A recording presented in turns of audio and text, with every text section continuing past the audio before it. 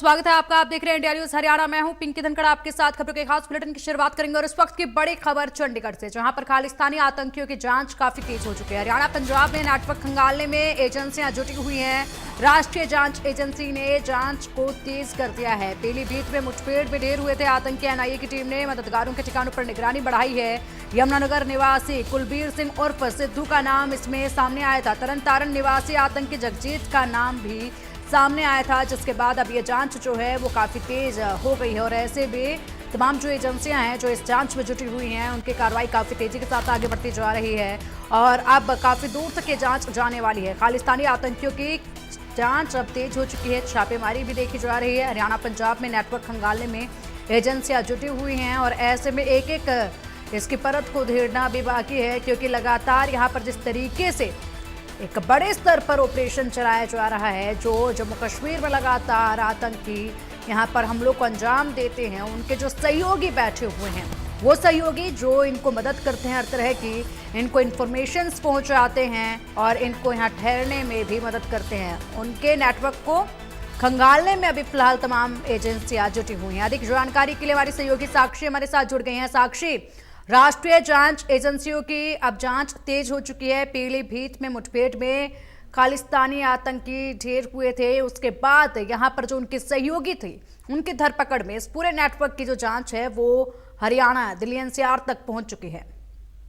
जी बिल्कुल, देखिए एनआईए जो है पंजाब और हरियाणा के इलाकों में पूरी तरह से अपनी तफ्तीश जो है वो पुलिस के माध्यम से भी जारी रखे हुए हैं, क्योंकि ये मामला पूरा जो है वो यूपी के पीलीभीत में जो 3 खालिस्तानी आतंकियों के हरियाणा और पंजाब में जो ढेर हुए थे, उसमें उनके जो नेटवर्क है यानी उनके जो मददगार हैं उन्हें खंगालने की और उनसे जुड़े जो डेटा इन्फॉर्मेशन है वो निकालने की जांच जो है वो तेज कर दी गई है एनआईए के द्वारा। और दोनों ही राज्यों की पुलिस के जरिए एनआईए आतंकियों से संदिग्ध मददगारों के घर और ठिकानों पर निगरानी उन्होंने बढ़ा दी है। और बता दें कि एनआईए की तरफ से संदिग्ध मानते हुए हरियाणा के यमुनानगर स्थित गांव खारवन में भी जो आतंकी कुलबीर सिंह और सिद्धू और पंजाब के तरनतारण निवासी खालिस्तान जिंदाबाद फोर्स आतंकी जगजीत का नाम सामने आया है। और इसमें ही पूर्व आतंकी संगठन के साथ काम करने वाले गैंगस्टर्स और आतंकियों से संबंध होना भी खंगाल रही है।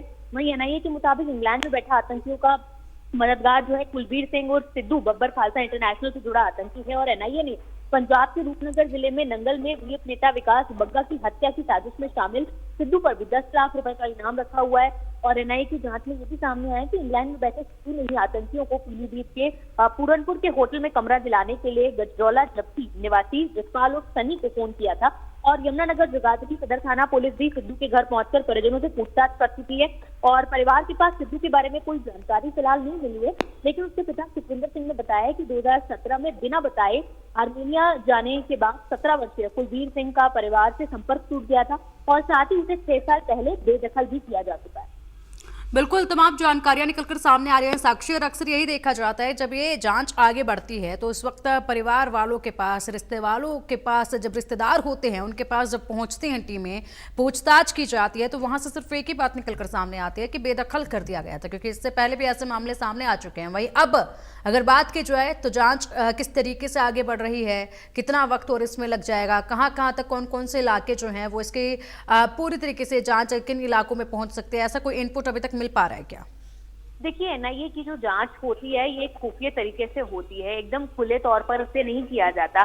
निगरानी रखी जाती है, चौकसी रखी जाती है और संदिग्ध लोगों से पूछताछ भी की जाती है। और जिस तरह आपने कहा कि परिवारों का जो रुख होता है वो अमूमन आपने कहा सेम होता है, क्योंकि जब इस तरह की गतिविधियों में कोई भी इंसान संलिप्त होता है उसके बाद परिवार से भी उसका संपर्क जो है वो टूट जाता है। कई कई सालों तक परिवारजनों से भी कोई संपर्क नहीं होता और ऐसी स्थिति में परिवार के अन्य लोगों में किसी तरह की कोई मुश्किल घड़ी या किसी तरह का कोई लांछन ना लगे। और इसीलिए इस तरह की गतिविधियों में संलिप्त लोगों को अक्सर लोग अपने परिवार से बेदखल कर देते हैं और उनसे कोई संबंध या कोई संपर्क रखना भी पसंद नहीं करते हैं। और ऐसा ही सेम सिनेरियो जो है वो इस केस में भी सामने आया है। हालांकि जहाँ तक एनआईए की जांच की बात है, एनआईए की जांच जारी है और इस तरह की जांच जो है इस तरह के संदिग्ध लोगों तक पहुंचने के लिए, उनके मददगारों तक पहुंचने के लिए समय समय पर एनआईए की रेड भी की जाती है। पिछले दिनों भी हरियाणा और पंजाब के अलग अलग ठिकानों पर एनआईए की जो रेड है वो भी की गई थी।